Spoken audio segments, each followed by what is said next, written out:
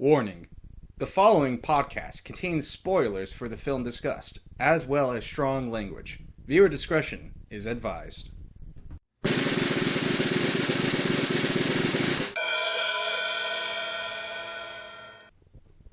Yo, what's up? I'm Mitchell. I'm Nate. I'm Juliet. And this is How Have We Not Seen? Episode 2, guys. We're doing another episode. How we feel? Electric Boogaloo. Excited. Really happy. And to all the people who listened to the first one, thanks for liking it, guys. Yeah, wow, we got a whopping 16 views. Yay! Some of those might have been from me, but that's just because I was excited. All right. So, guys, today's episode, we're doing a movie from my list. We're doing Dead Again, and I'm going to ask our usual question. Guys, how have you not seen this movie? Well, unlike the other examples, the one other example we have so far where we heard of it but just never got around to watching it, I literally never heard of this movie until you mentioned it.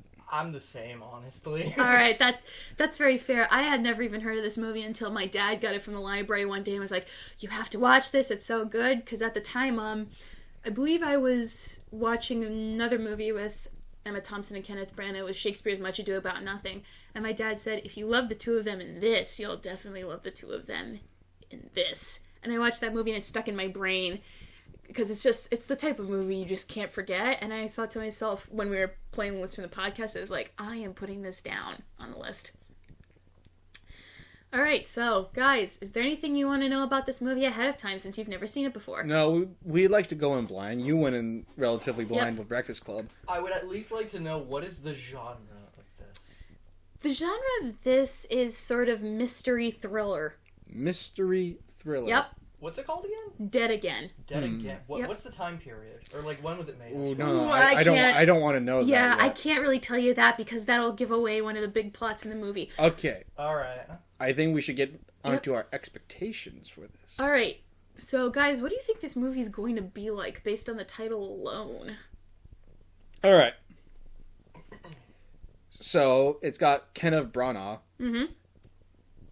He likes to play villainous roles a lot of the time. I remember him playing Iago in Othello. That was my introduction to him, really. Mm-hmm. My other introduction was he was a narrator of Walking with Dinosaurs. And he's in Harry Potter as Gilderoy Lockhart. Mm-hmm. Really? Yep. That's him. Sometimes you forget about that. Yep. For some reason. Alright. So, Kenneth plays villainous roles. Anything So, else? I suspect he's going to be a guy who faces death. That's what it sounds like with the term dead again. Okay. Ooh. Okay. Any other speculations, or...? I'm going to bet this is going to take place in the 1940s. Okay.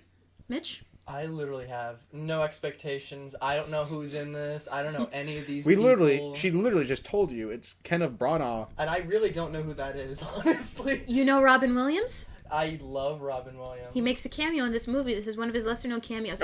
Shit. It's Really? not a surprise. Yeah, he's in the first... He appears in the first 5 minutes of the film, and it's one of those that, a lot of people often forget, but his cameo in this one is really good. And it has Emma Thompson, Yep. I'm bad with names. I should... Okay. Professor Trelawney in the Harry Potter movies. Oh, so both One who of teaches these were in Harry divinations. Potter. Yep. I was going to also say Agent O in Men in Black 3, but that's a bit more obscure. I actually have seen that one. But you remember her, right? Agent O? I distinctly... She slaps Will Smith. Yeah. Yeah, that's her. Alright. And also, you're both Seinfeld fans? Seen No. Seinfeld? I have. Newman the Postman is in this. Are you serious? Yes, he is. Yes, he is. Oh, I'm excited. All right, so I will tell you two things going into this movie because you have to at least know these two things. One, this is a movie where you have to pay attention because the smallest details come back in the biggest of ways. Two, when I see movies that have thrilling elements or jump scares, I won't scream. I'll jump, but I won't scream. When I first saw this movie, there was one instance where I let out a blood-curdling scream. I'm not going to tell you what it is, but let's just say I was terrified. I was going, no, no, no, no, no! And I screamed at the top of my lungs, and my dad just burst out laughing yep. Yeah, so we'll see if you can guess what that is. I might scream again. I don't think I will. And the thing, I thought this was going to be like a romantic comedy. A romantic comedy with dead in the title. That would be interesting. Sandra Bullock. and some other actor. Matthew McConaughey. Matthew McConaughey. All right. All right. So, we are going to take a brief interlude, and we're going to watch Kenneth Branagh and Emma Thompson in Dead Again. Wish us luck. See you in a few minutes. Bye, guys. And we are back. Okay, we have just... I see your face. Christ!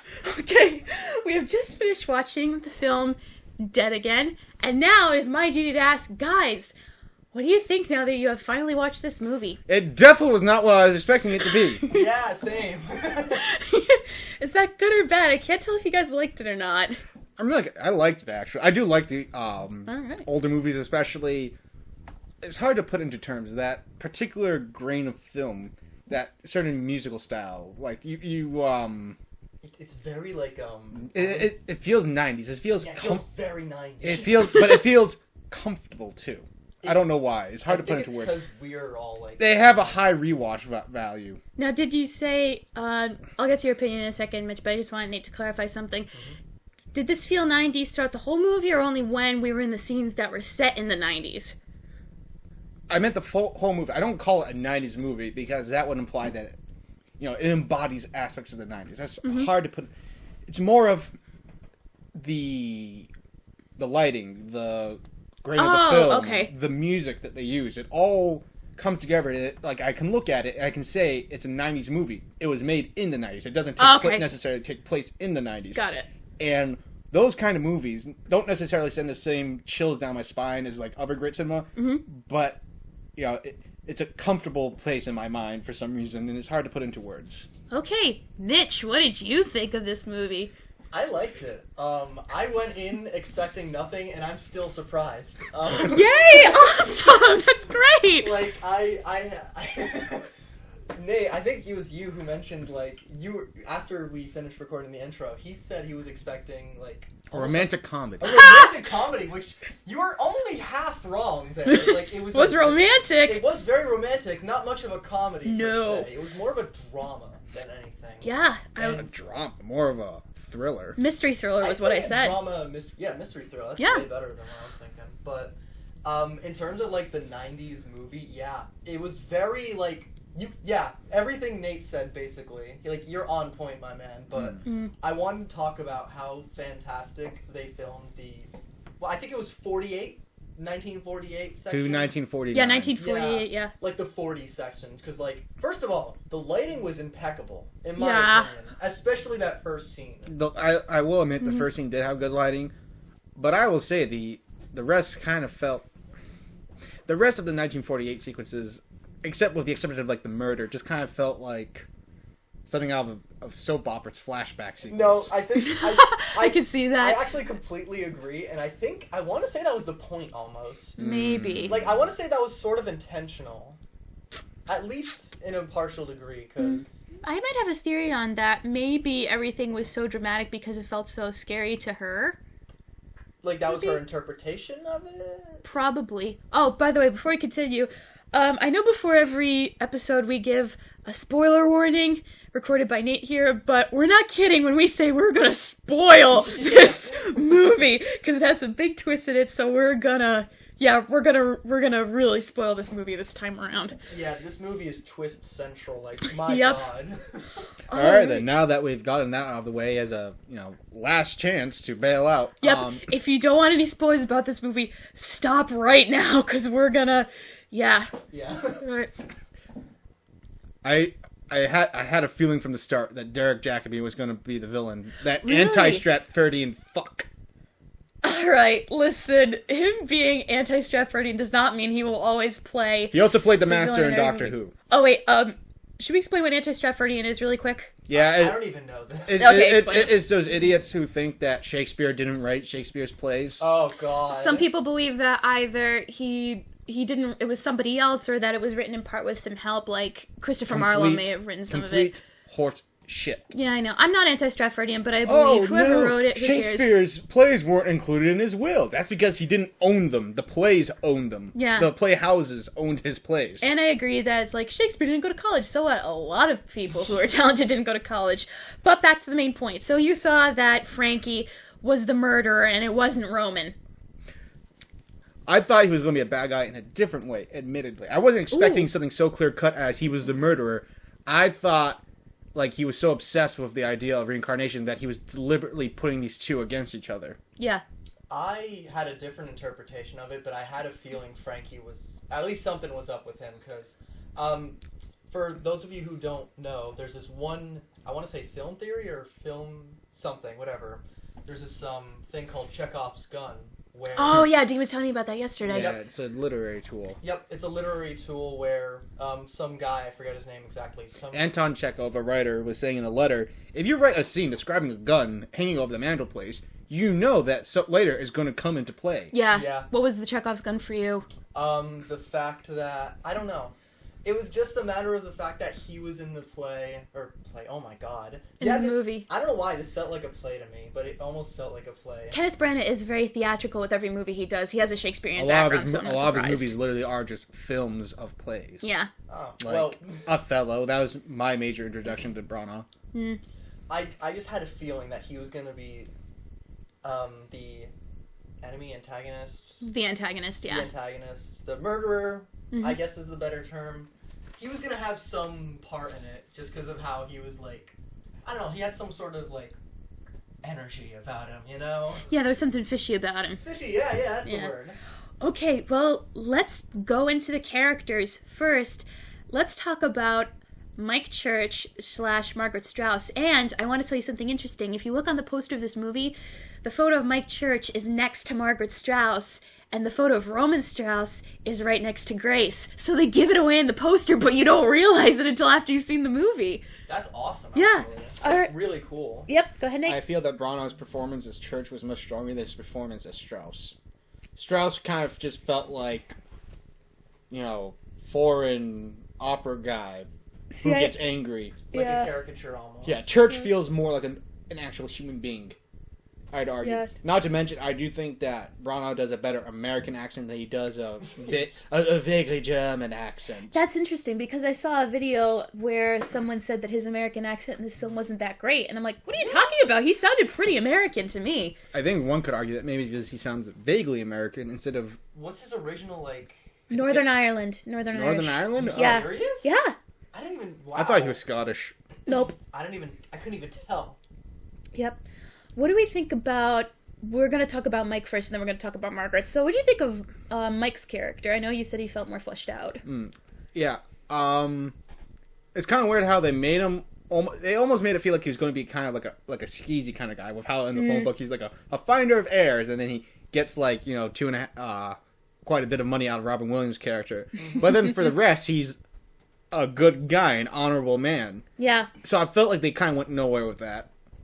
And I also felt like they kind of half-assed the twist, the, air quotes for those who can't see, twist, that he was, That he was Margaret? Yeah, that just kind of felt half-assed. So he can see Margaret, but she can also see Margaret. I think it was because she was like... He told her to step outside herself. Yeah, like third person. I think Yeah. that was like... I understand what you mean. It was... like, that twist was a bit much, but I felt as though the other twists were fairly decent. At least in my opinion. Alright. It just felt kind of weird. I felt like they didn't do enough with it, really, to justify that twist. I mean, you could say it's mostly just a plot point, or a plot device, I should say. But I understand what you're saying. I think it was not very well written out. Alright, what do we think of Margaret? It's kind of interesting that they choose Emma Thompson, a lady known for her fantastic voice and speaking skills, to not speak for a good chunk of the movie. I have no idea what else to say about that, yeah. She's been traumatized, so... I know, I just thought it was an interesting choice. Yeah. I will say, I didn't realize until I rewatched this movie, I was like, Emma Thompson looks so good in black and white. She looks like a classic movie actress in black and white. She actually reminded, for those who've seen Shawshank Redemption, there's this one scene where the characters are watching this movie. Yeah, are you talking about Rita Hayworth? Yeah, I don't know why, but that reminded me of Is her. it the nightgown she was wearing? I think it was the hair. I don't know why, but I think it was the hair. You know, it kind of had that Rita Hayworth look. Like, I Rita don't know Hayworth? why, yeah. Wait, what'd you say? I thought you said, you were asking, who had that Rita Hayworth work, and I was going to say Rita Hayworth. Oh, no. No, that fell flat. It was okay. A little tidbit. You know that Rita Hayworth was briefly married to Orson Welles? Yes, Are I you did know serious? that. Yeah. Yeah. That's just weird to imagine. Yeah. I was about to ask why, but that's not the right question. All right. So, anything else you want to say about Grace and Mike Church before we go on to the other half? Grace. I thought it was interesting that Grace was portrayed by Emma Thompson, who is also from across the pond, as having a much more normal American accent compared to her sort of, past incarnation, who spoke with a mid-Atlantic accent, which is the American attempt to sound British. Yeah. I have a theory as to why they both decided to play Americans in this movie. Because it would make them more successful in the United States if they appeared American. Like, there was this theory my dad was telling me, when the Beatles came to the United States, they sang with American accents so it was to appeal to, like, American families, and that way they would sell more. And that's why you don't really hear, like, a lot of British singers sing with an American accent. I personally think it's because music is universal and everyone sounds the same when they sing. Almost everybody's singing voice is quite different from their actual Unless you have, voice. like, a thick accent and you're not used to speaking English. But, yeah, I don't know, maybe it's just to appeal more to American audiences, maybe. I think it was a mix of that and the fact that this was based in America, so it would make more sense to have, I'm assuming this was like, what was it, LA? Is that what? Yeah, They were LA. in Los Angeles, Not to mention, of all places to have these, a Brit and an Irishman, because, it's kind of odd that they had it in LA and not on the eastern seaboard. LA especially is not very British. You get what I'm trying to say. I think I understand. I don't know why they specifically chose LA. It was an interesting choice, but maybe it was... I don't know. I really don't know, actually. Yeah, it would have been... I think it would have been better if we were set in New England. I mean, maybe it was just... I don't know the budget for this film, so this is a wild assumption, but maybe it's just so that way they could use... They had a budget of $10 million. Really? Yeah. Wow, did back you look then that up? that was pretty good. Yeah, I looked it up as we were walking down the stairs. I have a theory that was toy it also might be in LA. Remember in the movie when Roman said that he wrote a film score once for a film and it didn't pan out so good? Maybe he kind of just was stuck there after a while, looking for more work after, like, his work in the movie bombed or something? I have no idea. Alright, so we feel like we've talked about the first half of this couple, the two halves of the same person. Yeah.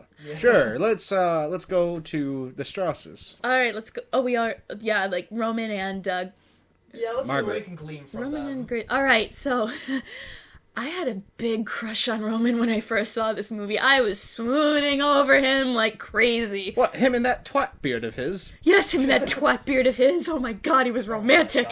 When I It just screamed, hey, look, you should probably think of me as the evil German bad guy. I wasn't really getting That beard was absurd. I mean, it was an absurd beard, but I wouldn't say evil bad guy beard. There's one thing I remember that's interesting, though. When I first saw this movie, you know when he gives Margaret the anklet? Mm-hmm. Okay, well, when I saw that movie, maybe I'm just remembering this wrong, but I remember that in the film, instead of kissing her hand, he put the anklet on her ankle and then started kissing up her leg. Maybe you're just... Perhaps you're misremembering, or that's in another cut. How old Maybe it's were another you? cut. 13, 14 when I first saw this movie. Maybe your mind just filled in the blanks of what you felt would be more erotic. Yeah, that's honestly a possibility. Well, that was a hell of a scene for a 13-year-old girl. Hypnotist, I wonder what this says about your sexuality. Oh, we'll get to the hypnotist in a minute. Yeah, I just loved Roman, and, you know, looking back, maybe this is why I gravitated toward Phantom of the Opera later, because think about it, super possessive composer who's from a distant land and lavishes attention on this beautiful woman. Sound familiar? Yeah, like, I don't know why it reminded me of Phantom as well, but Is it because he literally had a mask? I mean, it might A masquerade. have been that. Well, you said, you said when we were watching it, the parts were shot in black and white, and it was shot in color, and you made a reference to the Joel Schumacher film, actually. Yeah, I for some reason had the thought of, hey, this is like an anti-Phantom of the Opera, where the old scenes are in black and white, and the present ones, I should say, are in color. But yeah, that just makes that. First of all, this movie came out first, so yeah. Phantom of the Opera did it reversed. They yeah. were the opposite of this, yeah. and it makes more sense than anything else to have the old scenes in black and white, which I think is standard. I wouldn't say standard, but it's used a lot. It's expected. It's almost expected. Yeah. At least for certain films that jump between past and present and whatnot. All right, let's talk about the murderer, Frankie, that little bastard. Fucking Derek Jacobi. He had this, like, aura. You knew he was going to be a prick when he tried to buy a chair for, like, $200 cheaper than what it actually was. It looked like he was trying to, like, scout the place out to rob it. That's what my initial reaction. Oh, you thought he was going to rob them? He looked like he was like, I'll keep note of this when I rob this place. Yes, antique chair. Well, he was doing that with some of his other clients. He's like, where's that mahogany table in your dream? Oh, and if you happen to notice any beautiful furniture while you walk by, just let me know. Just let me know. One thing I do want to mention that I literally just realized, as he was, like, looking around in the first scene, he took a little gander at, what was her name? Margaret? No, the present girl. Grace. Her glove. He was looking at her glove, and that was obviously him thinking, okay, I can get this different pair of gloves for myself later for the other guy I'm about to hire. That's a good little touch I didn't really notice. There were a few neat touches throughout this, like... yeah. Oh, like how Robin Williams' character is like, you're either a smoker or you're not a smoker. You don't say... If you say you're quitting, you're just, you're just a pussy. And then when Mike Church is interviewing Gray Baker, and he just sees the guy smoking through his fucking stoma. Yeah. And he's like, I just quit. Yep. I had a feeling that line would come into play later on. Now he knows who he is. One other detail I want to mention is, you remember that scene where Margaret is talking to Gray Baker alone at the party? He said, I talk to the men about baseball all the time, and then she goes, so who do you think's going to win the World Series? It turns out she's a man in a later life. I don't know, I just thought that was interesting. That actually is interesting. Yeah.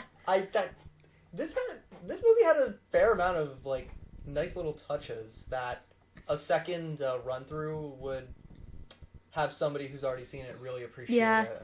I thought it kind of odd that they have these nice little touches, and then at the same time, they bungle some of the elements. What? Like as I said earlier, the whole gender swap across generations. I don't think they fleshed that out well enough, or made it good enough of a plot point.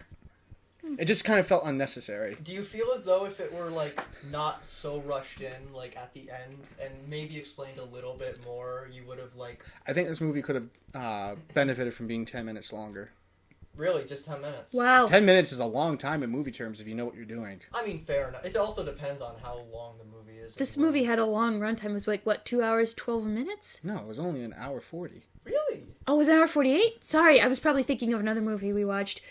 Yeah, that could do it. Make it almost 2 hours if you wanted to flesh it out. I think it felt a lot longer for me because there was just so much happening. Like, literally, like, every 20 minutes, there was something new thrown in, whether it be a twist, some character, like...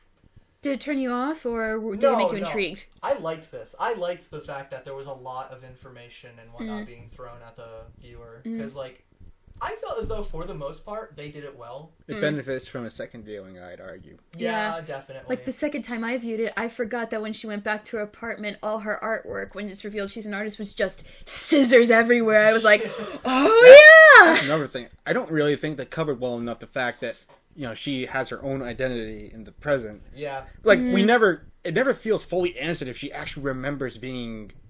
Was it Angela Pierce? Yeah. Amanda Pierce? Amanda. It was Amanda, yeah. Oh, and also Amanda Pierce. Pierce her flesh. Wow. Wow. A man to Pierce? Amanda Pierce? Huh? Oh my god. Well,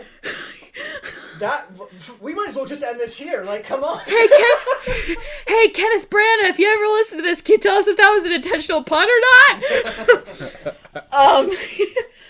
All right, so do you want to talk more about Derek Jacobi? Because we kind of got sidetracked a little bit, but in a good way. Which one was he? He was Frankie. Did you like how they brought his stutter back at the end when they were having the standoff? I thought his stutter could have been a lot better. Not a very realistic depiction of a stutter, one could argue. Oh, I'll get into that in the anecdotes about this film. Really? Yeah. But to wrap up the characters, let's talk about Robin Williams and let's talk about Newman from Seinfeld. Who do we want to start with first? Let's talk about Newman first. The scene where he brings in the pizza when they're all about to murder each other. I mean, oh my god. In every single movie he's in, he has the same exact character, and he's always the comedic relief. Because he's so good at it. He's so good. It's not a bad thing whatsoever. I wouldn't say he's always the same character. This character is definitely a lot better of a person than he was way Dennis nicer Nedry. than Newman, that's yeah. True, but like... I was also going to say Dennis Nedry's Jurassic sort Park. of. Oh, yeah, that's right. Yeah. We were making little jokes at the beginning. I do think that was one of the funniest background moments I've seen in a movie in a while. Yeah. Just walks in like, hey guys, I brought food. Holy shit! It's like that one scene in Community where Donald Glover comes back into with the pizza and that apartment's on fire, yes! I haven't seen that episode. Oh, I haven't seen the show. Oh, it's pretty good. Dude, I have all 3 seasons if you want to watch it. There's only 3 seasons? Yeah, it didn't last long because NBC was like, Dan Harmon was having creative differences with NBC, and then it got moved to Yahoo, and it didn't get as good. It's a long story. Dan Harmon made that. Wow. Yeah, he did. And the Russo brothers also worked on that as writers before they took over the MCU with Captain America. Are you serious? Yeah. The Russos also directed Infinity War. Yep. That's true. And in Civil War, the guy, when Tony Stark is giving the talk at the university? I think. The guy who comes up to him is the dean from Community. Really? That was the way they made the cameo. What was I going to say? Yeah, Nate, one thing I want to touch upon with Newman briefly was when you were talking about the oddly sweet moment he had with Grace where he's reassuring her. Mm-hmm. Yeah. I don't know if you wanted to elaborate on that, why you found it oddly sweet. I did think it was a different type of character than when he's normally portrayed. Like, I was caught off guard with, like, how helpful he was in this movie. Yeah. And instead of being, an idiot or an asshole or an idiotic asshole. You're looking at me specifically when you say that. Ooh. Wow. Are you reading too much into things? Like I didn't think the band was going to break up this early, guys. Well, that's it. The podcast is officially over. Yep, that's it. We're taking this off the internet. Goodbye. Anything else we want to say about Newman before we move on to Robin? I just like Newman. Yeah. His name in the movie is Pete. Why do you just keep on calling him Newman? Come on. Because Newman is an iconic Seinfeld character. I'm sorry, but that's all I know him from, and I forgot his name halfway in. All right, Robin Williams as Carlisle, the ex-shrink who now works at the grocery store. While I was caught off guard by how Newman played such a great character, in this movie I was caught off guard by how much Robin Williams played such a scummy character. When I was a kid, when I first saw this movie, I found his character a lot funnier than I did now. I mean, one of my favorite jokes is when he's talking to Mike about reincarnation, and he's like, wait a minute, I thought it was if you screwed up in this life, you're a termite. Yeah, well, if you ask me, you're just a termite in a suit, okay? Yeah. But I think I found him funny because he was just cursing a lot, and I know Robin Williams has done adult humor where he curses a lot, but I knew him as, like, Genie in Aladdin, so just to hear him, like, just swearing, like, this tapestry of swear words, I found it hilarious. I mean, like, I've seen Robin Williams in serious roles, such as Good Will Hunting. Yeah, he's so good in that. This guy feels like the worst earlier prototype of that character. He's the antithesis of that teacher. He's a shrink, but unlike Robin Williams' character, who's in Good Will Hunting, who's a good person, this guy is just terrible. Yeah. I mean, like, maybe they could laugh about it a little bit more in the 90s, but, sexually taking advantage of your patients like that is... He's the Bender of this movie. No, that's an insult to Bender. And Bender's a terrible person. This guy is just the scum of the earth to do that kind of thing. Yeah. Although I love the part where he's like, when you find out that Margaret has been reincarnated as Mike, and Robin Williams looks at the picture and goes, "Woo, what a babe you were." I just want to make note of Yeah, like, this was one of the only roles I have seen of Robin Williams that wasn't his usual, like, comedic, like, non-serious role. Because, like, I haven't seen Good Will Hunting or You any need of his... to see that movie. You do. I do. This is what the podcast is for, my friend. Onto the list. I might just watch it at home later, but... God damn it. Well, it has to be two of us in order to see this movie, and... I mean, that... Whatever, we'll talk about that later. Yeah, But we will. What was I at? I was... Right, this is one of the only roles I've seen him that wasn't, like, his usual comedic, non-serious self, but it really just goes to show how much of an amazing actor he is, that he's able to, like, portray so many different types. He won an of Academy characters. Awards. Yeah. Yeah, and he deserved everything. Yeah. Like, every award he's got. He's an amazing actor, Yeah. and from what I've heard, amazing person. Yeah. Miss you, Robin. This got sad real quick. Can we just talk about Wayne Knight again? Huh? He's the guy who plays Newman. Oh, That's yeah. his actual name. Oh. I never knew that. Me neither. Oh, one thing I want to mention, though, in the beginning, Robin was the only one who wasn't listed in the main title cards. Probably because they To the want to keep it a actors. nice surprise. That's a Yeah, fair that's what I point. thought. Yeah, because, like, that's true. I think I was caught off guard. they did the same thing for a specific actor who I'm not going to mention in the movie Seven. Okay. I already know that spoiler. Yeah, I know. You've seen the movie. No, I haven't seen the movie. You haven't seen Seven? No. Have you seen Seven? No. You already put it on the list. I Yeah. did. That's right. Don't tell But us who it is, though. I already know that spoiler, though, because, my dad told me. Yeah. Aw. All right, we have one more character left to mention that I forgot about. Gray Baker. Gray Baker. There's not too much to talk about with him, No. honestly. He's just the asshole hitting on another man's wife who, Yeah. he's basically a plot device that's trying to have sex with a character. That's about it. Yeah. Mitch? I'm not really sure what to talk about with him, apart from the fact that I'm a little confused as to why Roman Strauss kissed him. I knew you were going to bring that up. I was going to say, what'd you guys think of when you realized that Roman kissed him and he automatically knew he wasn't the murderer? That was an interesting... That begs the question of how did he know that he wasn't a murderer just off of a kiss?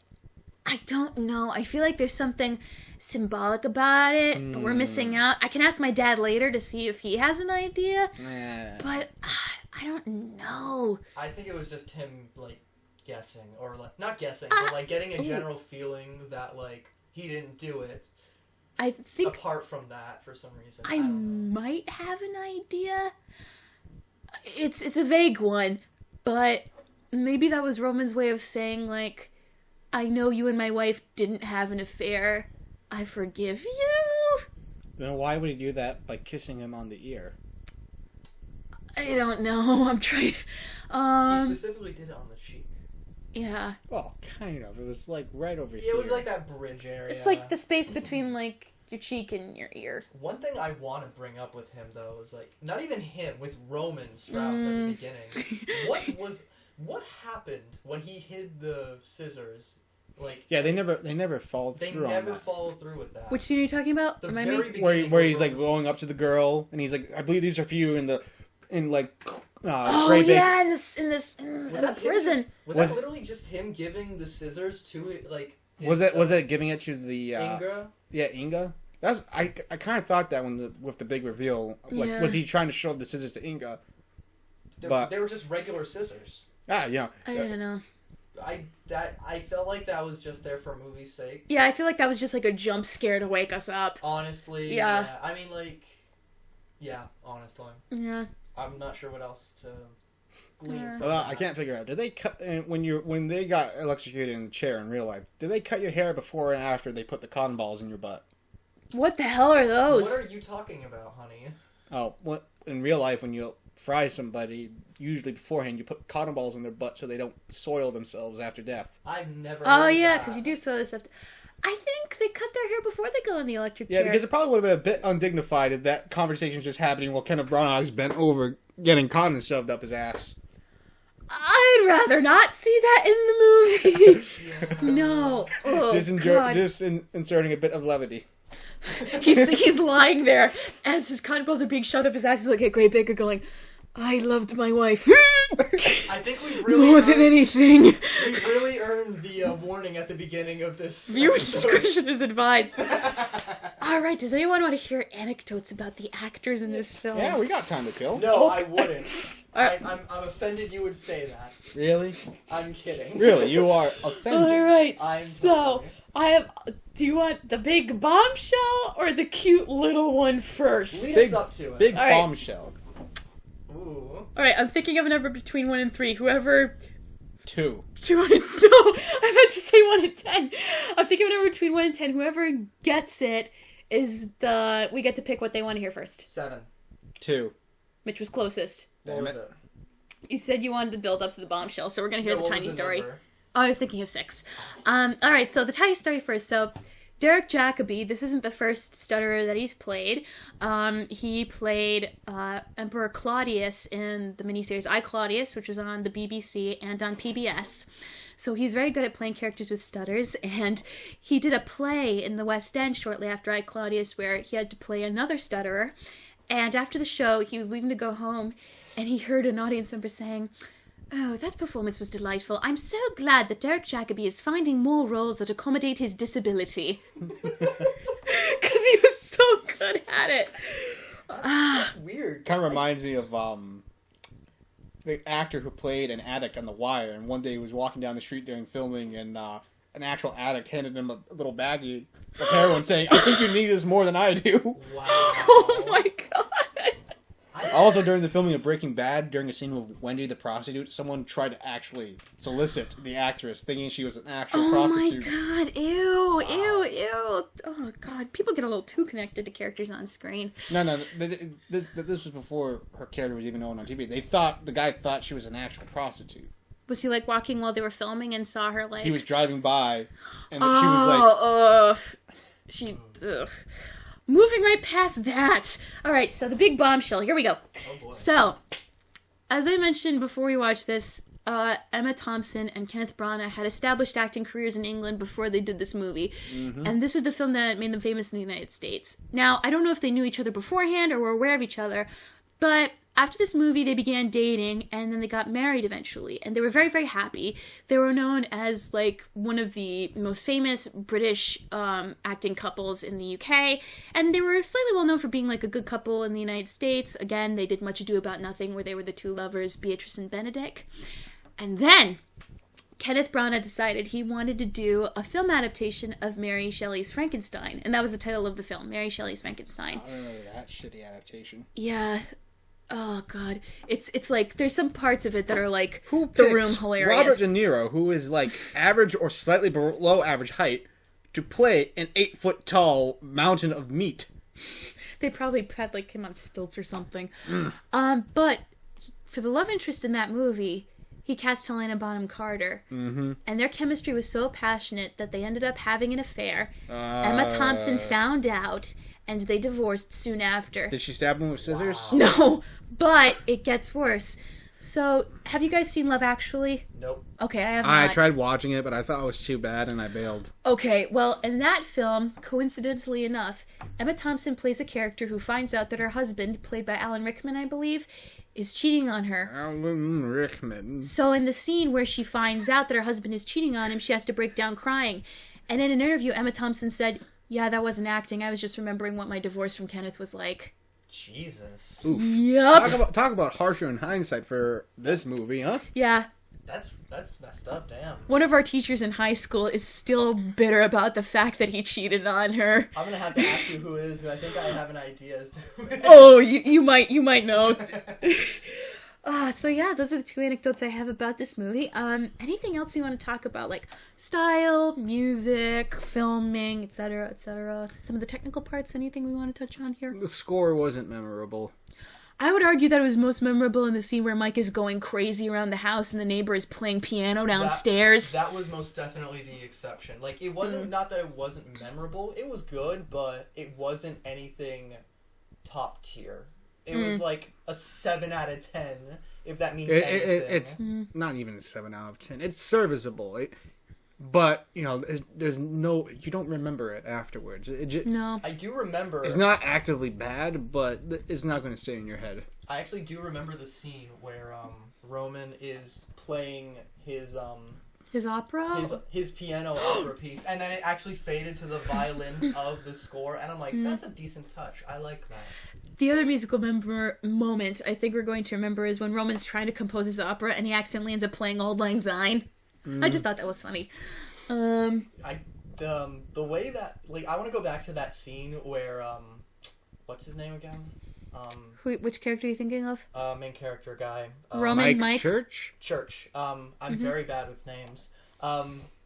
Mike Church. I remember the scene where he was losing his mind in his apartment with Grace. Grace, I have a feeling. And, like, first of all, the score was really good. It really, like, built up anxiety, I felt.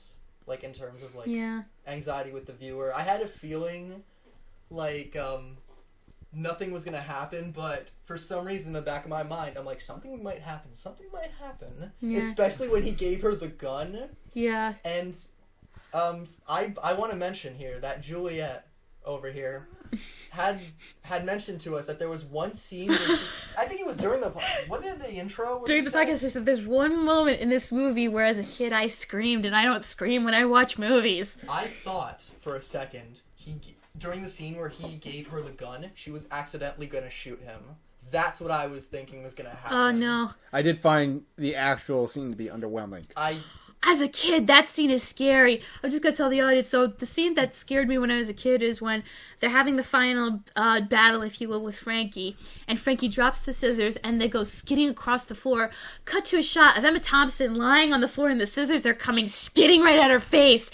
And as a kid, I screamed because I thought she was going to get those scissors right between the eyes. I understand why that made you scream. Like, it was a POV shot. Yeah. So, like, it made it look as though, like, it was coming for you, which obviously, you know, you're not assuming you're going to get stabbed with scissors. Oh, no, it wasn't a POV shot. It wasn't, like, directed at us. No, I thought it was a POV shot. There was a POV shot. Oh, briefly. Oh, okay, yeah. But, yeah. Those were very sharp scissors. Those are beautiful scissors. Talk about German engineering, huh? Even after 40 years, you can still shank a bitch with it. Listen, I mean, scissors are awesome. They're a great invention. Why do they have to be that exquisite? Like, because he's a rich. Some people like exquisite things. I mean, true. They auctioned them at Christie's for $20,000. Aren't you the guy who likes really nice pens? Yeah, I also like really nice pens. But you use those every day. Some people use their scissors every day, and those scissors probably cut hair like no one's business. Yeah, those are gorgeous scissors. And I get what you mean. It's like the fact that the blood wasn't able to slow them down from stabbing and like congealing. Oh, also, one thing about this movie is like, maybe this is just my memory again, but the ending of the movie in my mind was pretty ambiguous. Like, it didn't say if they lived happily ever after. I probably just don't remember it. It's the implication. I think it's that they implied, did, that they do live happily ever after. But if she killed him, then aren't they going to jail? Or did, like, Newman cover up something for them? I'm pretty sure that deemed as Pete, the actual character's name, oh my God. I'm sure that Pete probably helped them out, pointing out, or they could just point out they were acting in self-defense. Yeah, just because the guy was going to kill him, yeah. Like, there were fingerprints everywhere. That was technically his gun that had the bullet in Church's arm. I think it was either his arm or his abdomen, whatever. His arm. Yeah, but everything was his. Every murder weapon was technically his. Can we talk about how Derek Jacobi got gored like Saruman in the Return of the King with the scissor sculpture? That was gruesome. Like, it didn't even show a shot. It showed, like, a second, like, literally half a second shot of him getting impaled and cut away. Yep. Because, like, that would have been bad in terms of, like, your rating for your movie. Would have been hilariously anticlimactic if he died as soon as he pulled out the scissors from his leg. Oh, my God. Because there are quite a few important blood vessels in your leg that, if you cut one wrong, you're going to bleed out in, like, a minute. I didn't know where he was stabbing. It's very easy to accidentally hit those, especially with something like scissors. Yeah. There is, I don't know why, I just thought I'd mention this. During the scene where younger Pete? Is it Pete? Young kid's name? Frankie. God, I'm losing it. Frankfurter. Frankie, where young Frankie is murdering Margaret. for some reason, the scene where he's holding up the scissors with, like, the Yeah. blood dripping off it. These are for you, yeah. It really reminded me of the scene from Psycho. I think it was just Ooh! I think it was just how liquidy the blood was on Yeah. the scissors. Like, it didn't remind me of the entire scene, just that one shot where the killer is holding the knife. Mm-hmm. Movie Blood does have a very long history of evolving.